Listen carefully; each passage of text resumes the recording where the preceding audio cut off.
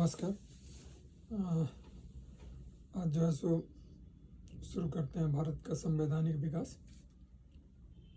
इसमें जो है सो इसको दो भाग में बांटा जा सकता है। एक तो ईस्ट इंडिया कंपनी के अंतर्गत और दूसरा जो है सो ब्रिटिश शासन के अंतर्गत।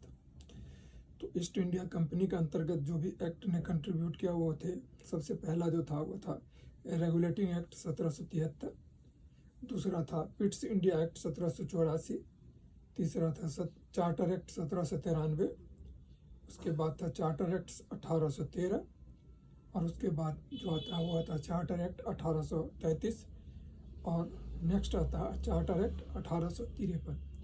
ये जो एक्ट पास हुए ईस्ट इंडिया कंपनी के अंतर्गत पास हुए। अब हम डिस्कस कर लेते हैं इसके बारे में। जो ब्रिटिश क्राउन के अंतर्गत जो एक्ट पास हुए वो कौन कौन से थे, तो वो था भारत शासन अधिनियम 1858, भारत परिषद अधिनियम 1863, भारत परिषद अधिनियम 1892, भारत परिषद अधिनियम 1909, भारत शासन अधिनियम 1919, भारत शासन अधिनियम 1935 और भारतीय स्वतंत्रता अधिनियम 1943। ये जो थे सो दोनों के अंतर्गत जो व्यवस्था थी उसके जो है सो हमने ये कर लिया। अब हम शुरू करते हैं वहाँ से जहाँ से ये काफ़ी इम्पोर्टेंट बन जाता है।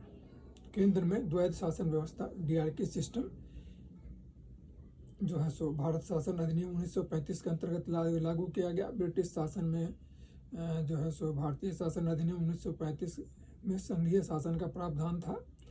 भारतीय शासन अधिनियम 1919 को समीक्षा करने के लिए वर्ष 1927 में साइमन कमीशन की गठन किया गया। ठीक है, तो ये जो था सो था। अब हम जो है सो आ जाते हैं अखिल भारतीय संघ की स्थापित करने का प्रावधान किस अधिनियम में किया गया था, तो यह भी भारत शासन अधिनियम 1935 के अंतर्गत ही था। भारत के संविधान में केंद्र और राज्यों के मध्य किया गया शक्तियों का विभाजन भारत सरकार अधिनियम 1935 के अंतर्गत या इस पर आधारित है। एक निर्वाचित संविधान सभा द्वारा भारत के संविधान का निर्माण करने का प्रस्ताव किसके द्वारा किया गया था, क्रिप्स मिशन के द्वारा। भारतीय संविधान सभा का गठन किसके अंतर्गत किया गया था, यह कैबिनेट मिशन के अंतर्गत 1946 में किया गया था। कैबिनेट मिशन द्वारा प्रस्तुत योजना के अनुसार संविधान सभा में प्रांतों से प्रतिनिधियों का निर्वाचन किस अनुपात में था, 10 लाख की जनसंख्या पे एक सदस्य। भारतीय संविधान का निर्माण करने वाली सभा के सदस्यों को